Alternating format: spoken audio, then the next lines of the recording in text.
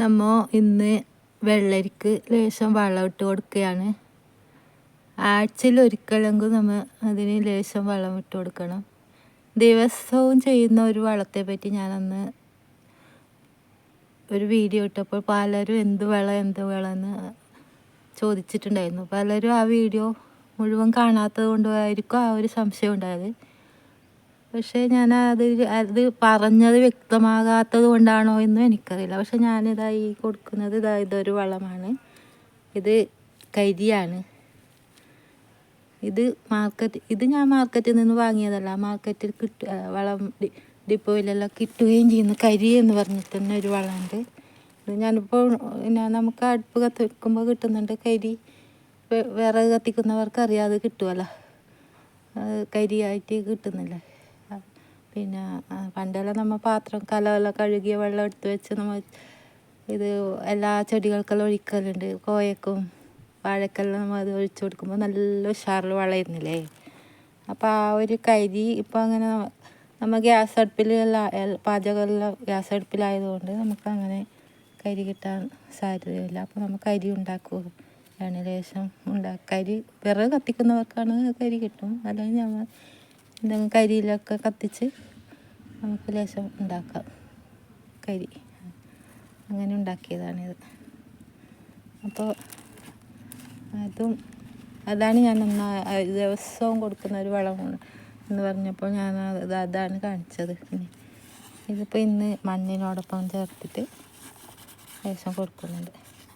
മണ്ണിൻ്റെ കൂടെ ചേർത്തിട്ട് നമ്മൾ ഏത് വളം ചേർക്കുകയാണെങ്കിൽ അതിൻ്റെ കൂടെ ഒരു പിടി മണ്ണ് കൂടി ചേർത്തിട്ട് കൊടുക്കുകയാണെങ്കിൽ രാസവളമോ ജൈവവളമോ ഏതും ആയിക്കോട്ടെ, അതിൻ്റെ കൂടെ ഒരു പിടി മണ്ണ് കൂടി ചേർത്ത് ഒരു ചിരട്ട വളം ചേർക്കുകയോ ചിരട്ട മണ്ണ് കൂടി ചേർത്ത് ചെടികൾക്ക് ഉപയോഗിക്കുകയാണെങ്കിൽ അതൊരു നല്ലൊരു വളർച്ചയ്ക്ക് നല്ലൊരു ത്വരിതം ഉണ്ടാക്കുകയും ചെയ്യും.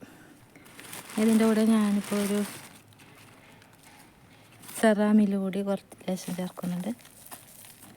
അതും കൂടി ചേർത്ത് പിന്നെ ഇതെന്ന് പറയുന്നത് ഗാർഡൻ മിക്സാണ്.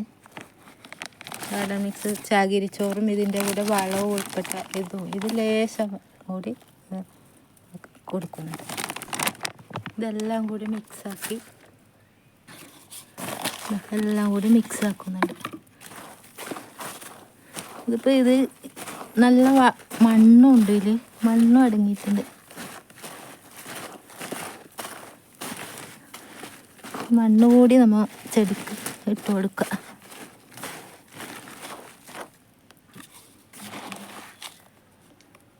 ഇനി നമുക്കിത് ചെടികൾക്ക് ഓരോരു ചിരട്ട ഇട്ട് കൊടുത്താൽ മതി.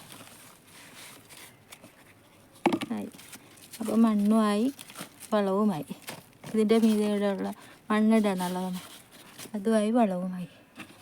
അതേപോലെ ഇത് മണ്ണിടാനൊക്കെ ചീര ഫുള്ളിത് മടിച്ചുകൊണ്ട് മണ്ണിടാൻ ഇതിനും അങ്ങനെ തന്നെ കൊടുക്കുകയാണ്.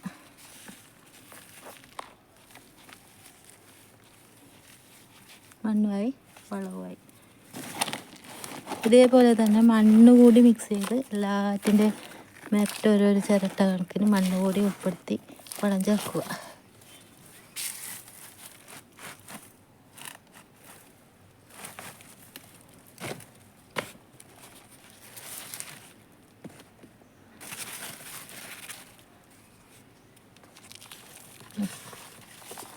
നമുക്കിതിന് പ്രത്യേകം മണ്ണിട്ട് കൊടുക്കേണ്ട ആവശ്യമില്ല. ഇത് വളത്തോടൊന്ന് ഇപ്പം തന്നെ മണ്ണിട്ട് കൊടുക്കുന്നുണ്ട്. നമ്മൾ ഈ കരിയില്ലേ, പിന്നെ വെള്ളരിക്കല്ലാതെ വേറെ ചീരക്കോ മുളകിനൊന്നും അങ്ങനെ ഇട്ട് കൊടുക്കില്ല. ഇത് വെള്ളരിക്ക് കയ്പക്ക് അതിൻ്റെയൊക്കെയാണ് ഏറ്റവും ഉത്തമം.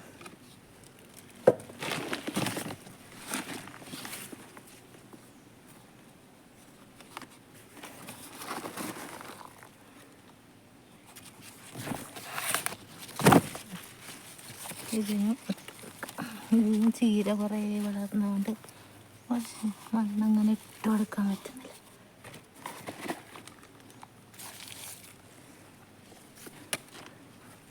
ആഴ്ചതോറും നമ്മൾ ഇങ്ങനെ ഏത് വളം ചേർക്കുകയാണോ അതോടൊപ്പം ഒരു പിടി മണ്ണ് കൂടി ചേർത്ത് കൊടുക്കുക. അപ്പോൾ നല്ലൊരു ചെടികൾക്കൊരു വളർച്ചയ്ക്കൊരു നല്ലൊരു ഉത്തമമായ ഒരു സംഗതിയാണ് ഈ മണ്ണും കൂടി ഉൾപ്പെടുത്തി ഇട്ട് കൊടുക്കുന്നത്. രാസവളം ചേർക്കുകയാണെങ്കിൽ നമ്മൾ വെള്ളമൊഴിച്ച ശേഷം രാസവളം ചേർക്കുക. നമ്മൾ രാസവളം ചേർത്ത് കഴിഞ്ഞ് വെള്ളമൊഴിക്കുമ്പോൾ ചെടി നശിച്ചു പോകാനുള്ള സാധ്യതയുണ്ട്. രാസവളം ചേർക്കുന്നവർക്കായാണ് ഞാൻ പറയുന്നത്. പലരും പറയാറുണ്ട് രാസവളം ചേർത്തപ്പോൾ ചെടി ഉണങ്ങിപ്പോയി എന്ന്. അത് അങ്ങനെ ചെയ്യുന്നതുകൊണ്ടാണ് നമുക്ക് ആ ചെടി ഉണങ്ങിപ്പോകുന്നത്.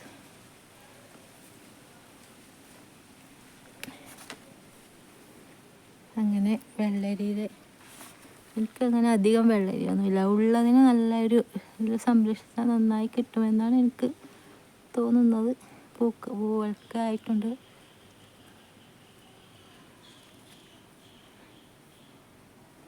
ഇത്രയേ ഉള്ളൂ എൻ്റെ വീഡിയോ. Thank you.